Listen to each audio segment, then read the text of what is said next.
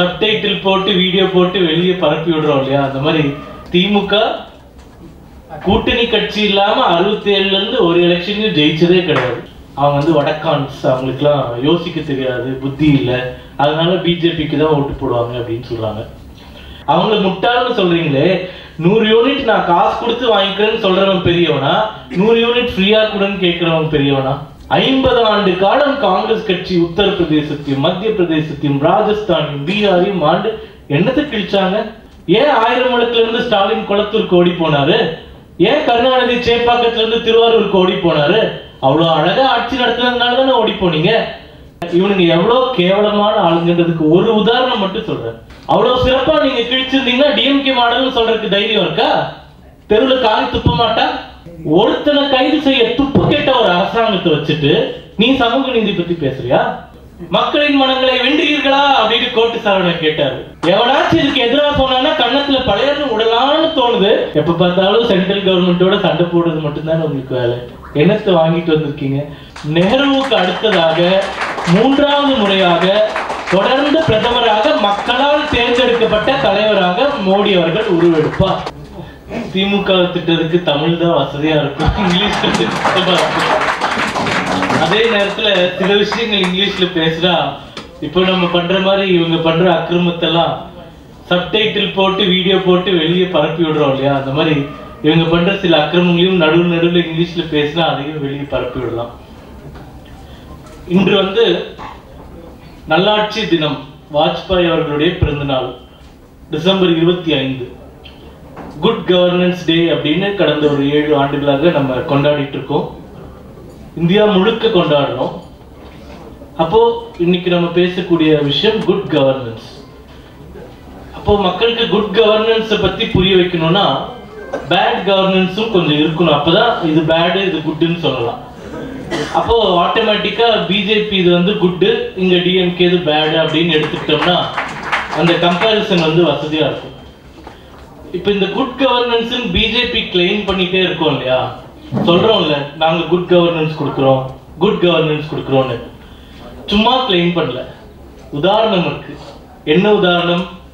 குஜராத்ல 30 வருஷமா மக்கள் பிஜேபிக்கு தான் திரும்பி திரும்பி திரும்பி ஓட்டு போட்டு 7வது முறையா இன்னைக்கு ஆட்சியில் உட்கார வச்சிருக்காங்க. மத்திய பிரதேசத்துல 18 ஆண்டுகள், கோவால 14 ஆண்டுகள் தொடர்ந்து பிஜேபி அரசாங்கம், உத்தராகண்ட்ல 7 ஆண்டுகள், இப்ப ஹரியானால 9 ஆண்டுகள், உத்தரப்பிரதேசத்துல 7 ஆண்டுகள். இது குட். பேட்னா என்னன்னா, திமுக கூட்டணி கட்சி இல்லாம 67ல இருந்து ஒரு எலெக்ஷனையும் ஜெயிச்சதே கிடையாது. முதல் பாயிண்ட். ரெண்டாவது, கடந்த 50 ஆண்டுகள்ல எங்களை மாதிரி 7 தடவை 8 தடவை 6 தடவை 5 தடவைலாம் வேண்டாம், 2 தடவை கண்டினியூஸா உங்களால ஜெயிக்க முடிஞ்சிருக்கா தமிழ்நாட்டுல? 2 தடவை போதும். முடிஞ்சுதா? முடியலையே. 5 வருஷம் இருப்பீங்க, அராஜகம் பண்ணுவீங்க, போயிடுவீங்க, திருப்பி இந்த பக்கம் அப்புறம் அந்த பக்கம். அப்போ குட் கவர்னன்ஸ்னா என்ன? மக்கள் உங்களை மீண்டும் மீண்டும் தேர்ந்தெடுத்து கொண்டாட வேணும். திமுக யார் கொண்டாடினா? இப்ப டிவியில பேசும்போது உடனே புத்திசாலித்தனமா ஒரு ஸ்பீக்கர் சொல்றாரு, 67ல நாங்க ஜெயிச்சோம், 71ல திரும்பி ஜெயிக்கலையா, 2 டைம் நாங்க ஜெயிக்கலையா அப்படின்னு கேட்கிறாரு. நான் அவர்கிட்ட டிவிலேயே சொன்னேன், 67ல அண்ணாதுரை ஜெயிச்சு கொடுத்தாரு, எம்ஜிஆர் ஜெயிச்சு கொடுத்தாரு, கருணாநிதி ஜெயிச்சு கொடுக்கல. சரி, அப்படியே அவரே ஜெயிச்சிட்டான்னு வச்சுட்டா, 1971ல இந்திரா காந்தி அம்மாவோட சைடு டீலிங் போட்டு காங்கிரஸ் ஓரம் கட்டி நிக்கவே விடாம காமராஜர் மட்டும் சண்டை போட விட்டுட்டு நீங்க நின்று ஜெயிச்சிங்க. அப்ப it was not a fair contest. 1971ல எல்லாருக்கும் தெரியும்னு நினைக்கிறேன், இந்திரா காந்தி அம்மா அங்க பிஎம் போஸ்ட் தக்க வச்சுக்கிறதுக்காக டீலிங் போட்டு இந்திரா காங்கிரஸ் நிக்கவே இல்லை தமிழ்நாட்டுல. அதனாலதான் 170 சீட்டு. காங்கிரஸ் அதே போர்ஸ்ல நின்று இருந்தாங்கன்னா 71லயே இது ஒழிஞ்சிருக்கும். ஆனா அவங்க பிரிஞ்சு சண்டை போட்டுட்டாங்க. அதனால குட் கவர்னன்ஸ் கிளைம் பண்றதுக்கு பிஜேபி தவிர தமிழ்நாட்டில் மட்டும் இல்ல, இந்தியாவிலே எந்த கட்சிக்கும் யோகிதை கிடையாது. அதனால குட் கவர்னன்ஸ் கல்வி சொல்லியிருக்கோம். சரி, என்ன குட் கவர்னன்ஸ்? ஒன்னே ஒன்று சொல்றேங்க, தேர்தல் வெற்றியை பார்க்காம மக்கள் நலனை பார்க்கிற ஒருத்தர் தான் தலைவன். அந்த தலைவன் நரேந்திர மோடி தவிர யாருமே இந்த நாட்டில் கிடையாது. சும்மா பேசுறமா உதாரணம் சொல்லட்டுமா? இமாச்சல் பிரதேஷ்ல பிஜேபி ஆட்சி 5 வருஷம் இருந்தது. அங்க எல்லாருக்கும் தெரியும் இமாச்சல் பிரதேஷ்ல பென்ஷனர்ஸ் இல்லையா, ரிட்டையர் ஆகி பென்ஷனர்ஸ் அங்க போய் செட்டில் ஆவாங்க. டேட்டா சொல்லுது இமாச்சல் பிரதேசத்தில் இருக்கக்கூடிய மக்கள் தொகையில 22% மக்கள் யாரு? பென்ஷனர்ஸ். இப்போ காங்கிரஸ் வந்து பிஜேபி ஆளும் கட்சி, காங்கிரஸ் எதிர்கட்சி, எலெக்ஷன் வருது. காங்கிரஸ் சொல்றாங்க, என்ன சொல்றாங்க? ஓபிஎஸ் கொண்டு வரோம்னு சொல்றாங்க. ஓபிஎஸ்னா என்ன? Old pension scheme. வந்தா எவ்வளவு பேர் பயனடைவாங்க? 22% பேர் பயனடைவாங்க. அப்போ நரேந்திர மோடி அவர்களுக்கோ பிஜேபிக்கோ தெரியாதா 22% பென்ஷனர்ஸ் அவன் ஓல்டு பென்ஷன் ஸ்கீம் கொடுக்குறேன்றான், எல்லாரும் கண்ணை மூடிட்டு ஓட்டு போடுவாங்க, தோத்துருவோன்னு தெரியாதா? அந்த மாநில யூனிட் போய் சொல்றாங்க பிரைம் மினிஸ்டர் கிட்ட, மற்ற எல்லா ஸ்டேட்லயும் நம்ம ஜெயிச்சிடலாம், இமாச்சல் பிரதேசத்துல பிஜேபியோட தேர்தல் அறிக்கையில ஓல்டு பென்ஷன் ஸ்கீம் கொண்டு வரோம், நம்ம சேர்த்துடலாம், மற்ற ஸ்டேட்டை பத்தி விட்டுருங்க, இங்க போடுங்கன்னு சொன்னாரு. அப்ப மோடி ஐயா என்ன தெரியுமா சொன்னாரு? இங்க நான் காம்ப்ரமைஸ் பண்ணிட்டேன்னா ஒவ்வொரு ஸ்டேட்டும் வந்துடுவான், தோத்தாலும் பரவாயில்ல பாத்துக்கலாம் அப்படின்னு சொன்னாரு. எவ்வளவு அரசியல்வாதி இப்படி யோசிக்க முடியும்? இந்த ஓல்டு பென்ஷன் ஸ்கீம் தரமாட்டோம்னு சொல்லியும் நம்ம தோத்தது எவ்வளவு வாக்கு வித்தியாசம் தெரியுமா? 0.8%.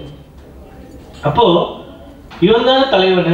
தமிழ்நாட்டில் இப்படி ஒரு நிலைமை தான் முதல்ல எடுத்து அள்ளி கொடுத்துருந்தான்னு சொல்லியிருப்பாங்க. அப்போ நாட்டினுடைய நலன் முதல்ல முக்கியம் அப்படின்னு நினைக்கிறவங்க தலைவர்கள். இப்போ எல்லாரும் நிறைய டைம் ஆயிடுச்சு, சாப்பிட போகணும், டயர்டா இருப்பீங்கன்னு நினைக்கிறாங்க. சீக்கிரம் பேசி முடிச்சிடறேன் நானு. சூப்பர்னு சொல்லிட்டு சீக்கிரம் பேசி முடிச்சிடறேன். பட் உதாரணங்கள் மட்டும் சொல்றேன். ஆக்சுவலா நிறைய ப்ரிப்பேர் பண்ணிட்டு வந்தேன், அதை எல்லாத்தையும் இப்போ தள்ளி வச்சுட்டு ஒரு 4-5 உதாரணங்கள் மட்டும் பேசிட்டு முடிச்சிடுறேன்.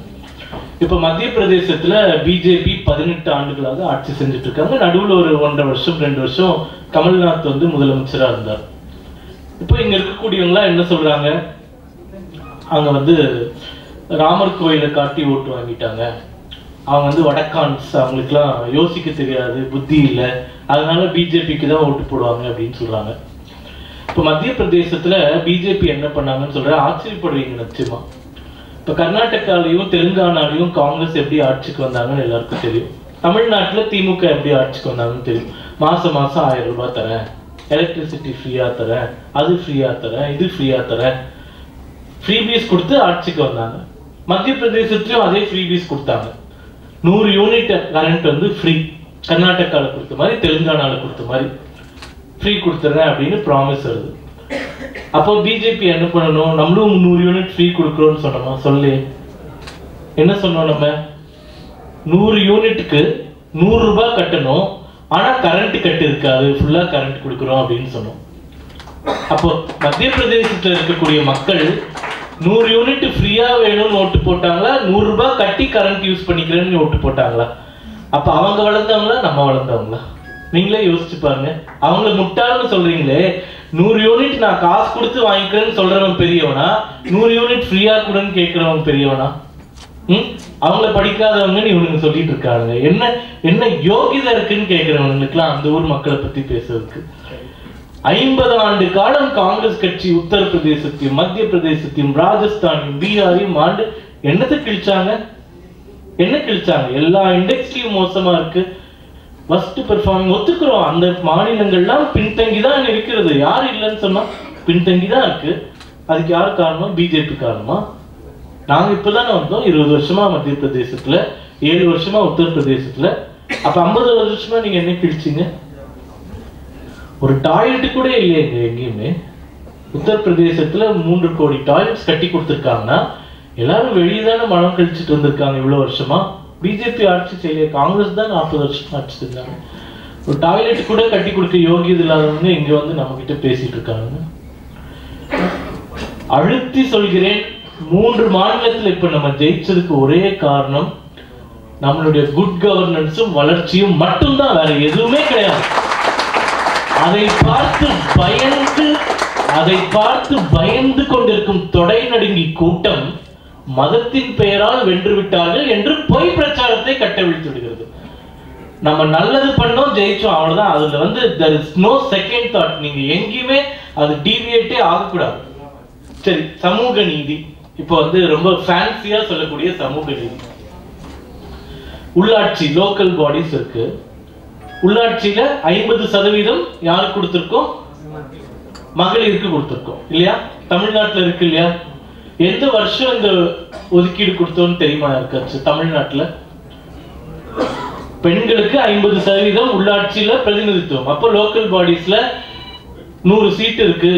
மெட்ராஸ் கார்பரேஷன்ல 200 சீட் இருக்கு. அதுல 100 சீட்டு பெண்களுக்கு தரணும். அதான லா. இது எப்ப கொண்டு வந்தோம் தமிழ்நாட்டுல? 2015 வேலுமணி அவர்கள் வந்து உள்ளாட்சித்துறை அமைச்சரா இருக்கும்போது தமிழ்நாட்டுல கொண்டு வந்தோம். மத்திய பிரதேசத்துல எப்ப கொண்டு வந்தாங்க தெரியுமா? மத்திய பிரதேசத்துல எப்ப கொண்டு வந்தோம்? 2007 பிஜேபி அரசாங்கத்துல 50% பிரதிநிதித்துவத்தை கொண்டு வந்துட்டோம். அவங்களோட 8 வருஷம் தள்ளி இருக்கீங்க நீங்க. மத்தியில கொண்டு வந்தாங்க எப்ப தெரியுமா? 2009. அதாவது பார்லிமெண்ட்ல மேண்டேட் பண்றதுக்கு முன்னாடியே 2007 சமூக நீதியை செயல்படுத்தியாச்சு மத்திய பிரதேசத்துல. அங்க போய் நீ வந்து மதத்துக்காக ஓட்டு போட்டாங்கன்னு ஒரு 12 கோடி மக்கள் வந்து கொச்சப்படுத்தினா என்ன ஒரு அநாகரிகமான மோசமான ஒரு அரசியலுங்க.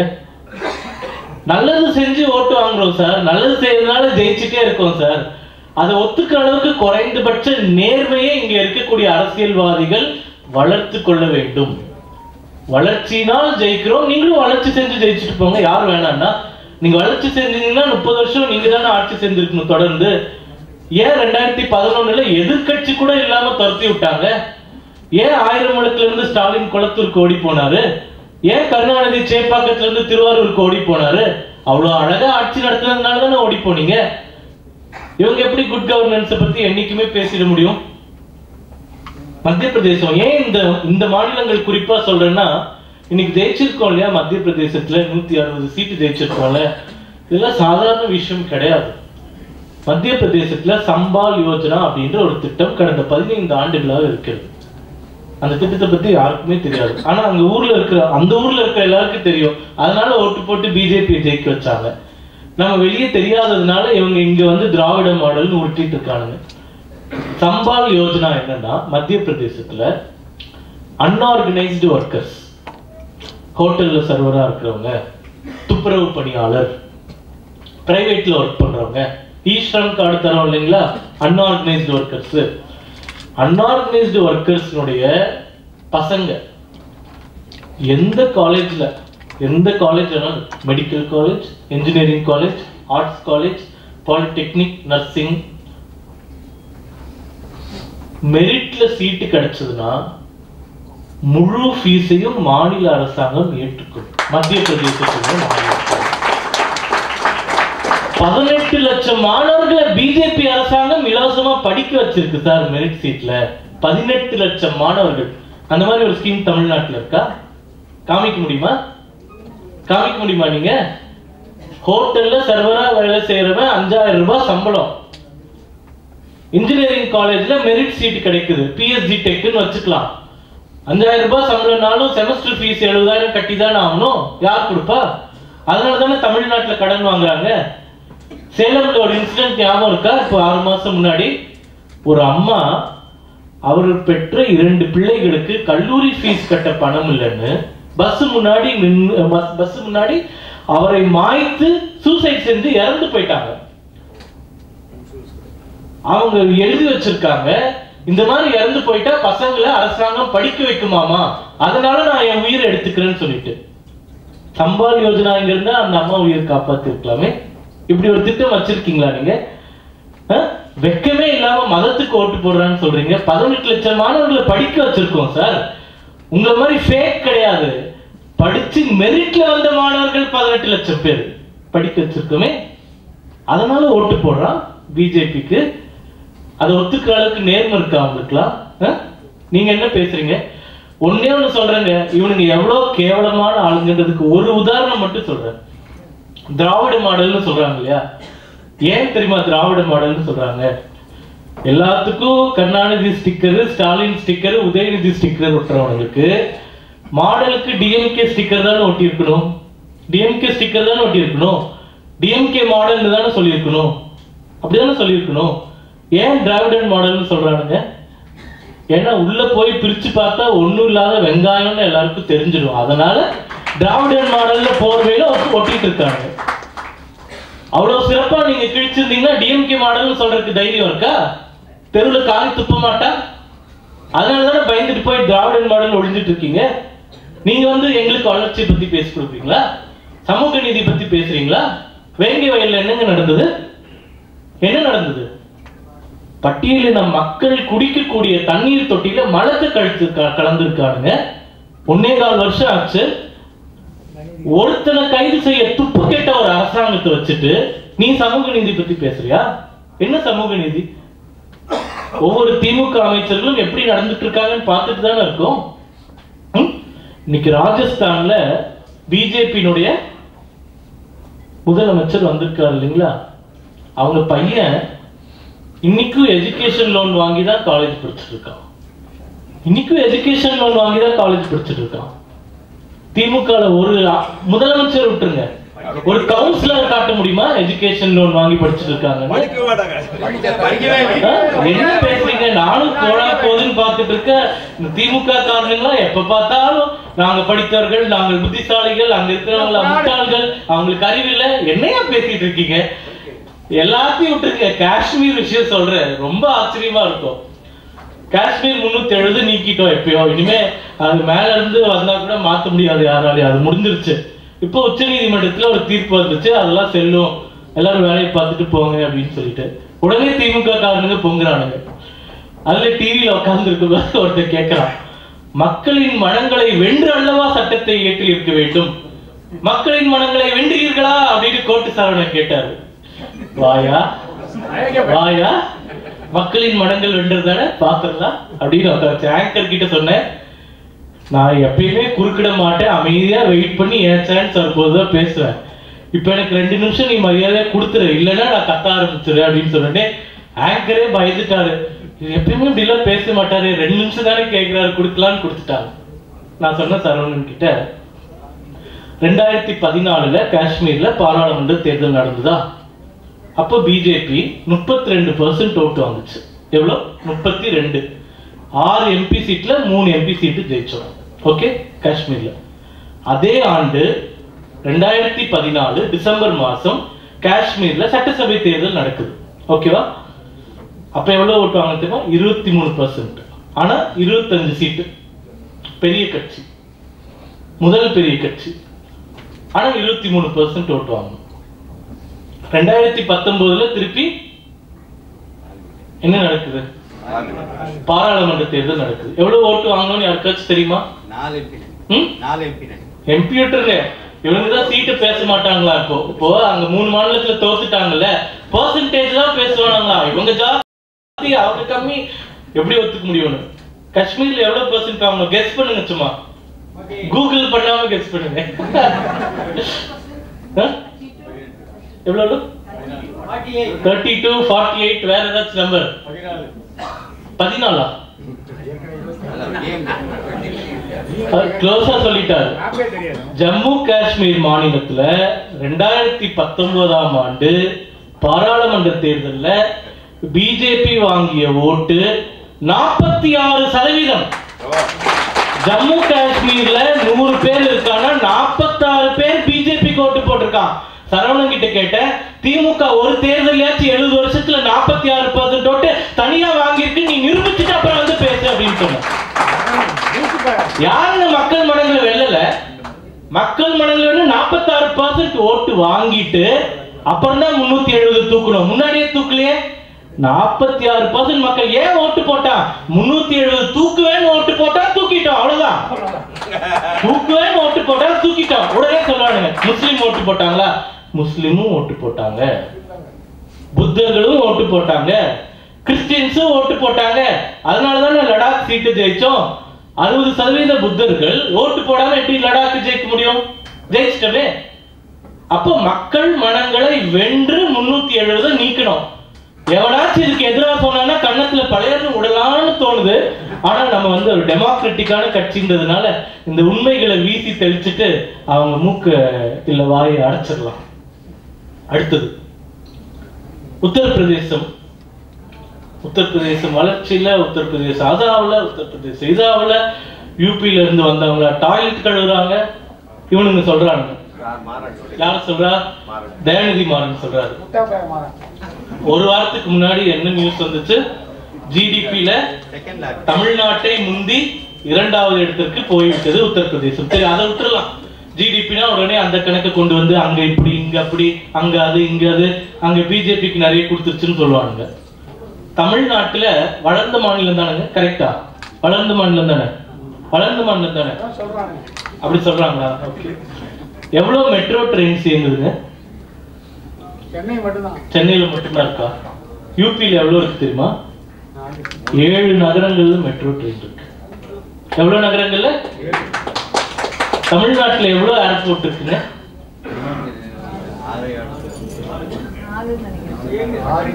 10 கீழ இருக்கு. யூபியில எவ்வளவு ஏர்போர்ட் இருக்குங்க? 22 ஏர்போர்ட் இருக்கு. இப்ப வந்துச்சா? இப்பதான் வந்துச்சு. காங்கிரஸ் விடும்போது போண்டியா வழிச்சு தானே விட்டுட்டு போனா. 8 ஏர்போர்ட்ல இருந்து 22 ஏர்போர்ட் கொண்டு வந்துட்டாங்க. ஒரு மெட்ரோவும் இல்லாம இருந்தது, 7 மெட்ரோ வந்துருச்சு. கான்பூர் மெட்ரோ ப்ராஜெக்ட்டுங்க, நம்புவீங்களான்னு தெரியல, 2 வருஷத்துல முடிச்சுட்டாங்க. சென்னையில போட்டே இருக்காங்க, இன்னும் 10 வருஷம் ஆகும். கான்பூர்ல 2 வருஷத்துல முடிச்சுட்டாங்க. என்ன பேசுறீங்க வளர்ச்சியை பத்தி? எப்ப பார்த்தாலும் சென்ட்ரல் கவர்மெண்டோட சண்டை போடுறது மட்டும்தான் உங்களுக்கு வேலை. என்னத்தை வாங்கிட்டு வந்திருக்கீங்க? நான் என்ன சொல்றேன், உத்தரப்பிரதேசத்து வளர்ச்சி அடையாத மாநிலம் தான், நான் இல்லைன்னு சொல்லவே இல்லை. பட் அதை ஏன் படிக்கிறீங்க? அதுக்கு யார் காரணம்? அந்த மக்களா காரணம்? அங்க 50 வருஷம் ஆண்டு போகும் கூட கூட்டணியில் இருக்க காங்கிரஸ் போய் கேட்கறதுக்கு யோகியதை இருக்கா? வளராத மாநிலம் தாங்க, எக்கானமி கம்மி தாங்க. மோடி ஐயா என்ன பண்ணாரு தெரியுமா? என்ன பண்ணாரு? உத்தரப்பிரதேசம் ஆன்மீக பூமியா இல்லையா? காசி இருக்கு, மதுரா இருக்கு, அயோத்தி இருக்கு, எல்லாமே இருக்கு. என்ன பண்ணாரு? காசி விஸ்வநாதர் கோயில், அந்த கோயில் 3000 ஸ்கொயர் ஃபீட் தான் கோயிலோட இடம். இன்னைக்கு எவ்வளவு ஸ்கொயர் ஃபீட் தெரியுமா? எவ்வளவு தெரியுமா? 3000 ஸ்கொயர் ஃபீட் 2014ல காசி கோயிலுடைய அளவு. இன்னைக்கு எவ்வளவு தெரியுமா? 5 லட்சம் ஸ்கொயர் ஃபீட். 5 லட்சம் ஸ்கொயர் ஃபீட் காசி விஸ்வநாத் தாம் ப்ராஜெக்ட். 1400 கடைகள், 300 வீடுகள், அனைத்தும் பணம் கொடுத்து பிரைவேட் கிட்ட இருந்து வாங்கி அது எல்லாத்தையும் இடிச்சிட்டு, புராதன கோயில்கள் 40 கோயிலை இடிச்சிட்டு கடை கட்டியிருந்தாங்க. பாதி கோயில் இருந்தது, அந்த 40 கோயிலையும் மீட்டெடுத்து காசி தாம் ப்ராஜெக்ட் பண்ணியிருக்கோம். 5 லட்சம் ஸ்கொயர் ஃபீட் இடம். அதனுடைய ரிசல்ட் என்ன? 2021ல காசி நகருக்கு வந்த ஆன்மீக சுற்றுலா வாசிகளுடைய எண்ணிக்கை 31 லட்சம். நல்லா ஞாபகம் வச்சுக்கோங்க, 2021ல 31 லட்சம் பேர் காசி விஸ்வநாதர் கோயில போய் சாமி கும்பிட்டாங்க. ஓகேவா? அடுத்த வருஷம் 2022ல இந்த ப்ராஜெக்ட் முடிச்ச உடனே எவ்வளவு பேர் போனாங்க? இன்னொரு குவிஸ் வச்சுக்கலாம், கெஸ் பண்ணுங்க. 31 லட்சம் 21ல, 22ல எவ்வளவு பேர் போயிருப்பாங்க? 1 கோடி, 10 கோடி, 7 கோடியே 11 லட்சம் சுற்றுலாவாசிகள் காசி கோயிலுக்கு போயிருக்காங்க. வளர்ச்சி அடையாத மாநிலத்துக்கு இது ஒரு எக்கானமி தானே. 7 கோடி பேர் காசிக்கு போனாங்கன்னா ஃபிளைட் டிக்கெட் போடுறாங்க, பஸ் போடுறாங்க, ஆட்டோ எடுக்கிறாங்க, ஹோட்டல்ல தங்குறாங்க, சாப்பிடுறாங்க, பூஜை பொருள் வாங்குறாங்க, பூஜை போடுறாங்க, தட்டுல காசு போடுறாங்க, எல்லாமே போடுறாங்க. எக்கானமியை ரிவைவ் பண்ணியிருக்கோம், அவ்வளவுதான். என்ன எங்கெங்க என்னென்ன பண்ண முடியுமோ பண்றோம். டெம்பிள் எக்கானமியை ரிவைவ் பண்ணியிருக்கோம். பிரயாக்ராஜ்ல அதே மாதிரிதான், எல்லா இடத்துலயும் அதே மாதிரிதான், கும்பமேளாக்கு அதே மாதிரிதான். அதாவது முன்னாடிலாம் முடிச்சிடுறேன் கடைசி போயிட்டு. முன்னாடி எல்லாம் உலக தலைவர்கள் இந்தியாவுக்கு வந்தாங்கன்னா தாஜ்மஹாலை போய் பார்க்கணும் அப்படின்னு சொல்லுவாங்களாம். இன்னைக்கு வரவங்க எல்லாம் கங்கா ஆரத்தியை போய் பார்க்கணும்னு சொல்றாங்க. இவ்வளவுதாங்க வித்தியாசம். மோடி என்ன பண்ணாரு? இவ்வளவுதான் பண்ணாருங்க. நம்ம கலாச்சாரம், நம்ம மதம், நம்ம பண்பாடு இதை மீட்டு எடுக்கிறார். அதே சமயம் நல்ல ஆட்சியும் கொடுக்கிறார். நிச்சயமா அடுத்த தேர்தல்ல குறைந்தபட்சம் 400 எம்பிக்களை ஜெயித்து நேருவுக்கு அடுத்ததாக 3வது முறையாக தொடர்ந்து பிரதமராக மக்களால் தேர்ந்தெடுக்கப்பட்ட தலைவராக மோடி அவர்கள் உருவெடுப்பார். இதை யாரும் மாற்ற முடியாது. நம்மளுடைய ஒரே லட்சியம் தமிழ்நாட்டிலிருந்து எவ்வளவு எம்பி அனுப்ப போறோம். அதுக்கு நம்ம எல்லாரும் அடுத்த ஒரு 120 நாட்கள் நம்மளால முடிஞ்ச கான்ட்ரிபியூஷனை இந்த கட்சிக்காக கொடுத்து தமிழ்நாட்டிலிருந்தும் நிறைய எம்பிக்களை அனுப்பிச்சோம்னா திமுக நீங்க பார்லிமெண்ட்ல பேசும்போது அடுத்த நாள் நாங்களா டிவியில உட்கார்ந்து ரிப்ளை பண்றதுக்கு பதிலா அப்பவே எந்திரிச்சு பேசி வாய் மூடிட்டு உட்காருங்கன்னு சொல்ற அளவுக்கு நீங்க எல்லாரும் எங்களுக்கு வசதி பண்ணி கொடுக்கணுன்ற கோரிக்கையோடு என்னுடைய உரையை முடித்துக் கொள்கிறேன். நன்றி, வணக்கம். இந்த வீடியோ உங்களுக்கு பிடிச்சிருந்தா ப்ளீஸ் லைக் அண்ட் ஷேர் பண்ணுங்க. மறக்காம எங்க சேனலை சப்ஸ்கிரைபும் பண்ணுங்க.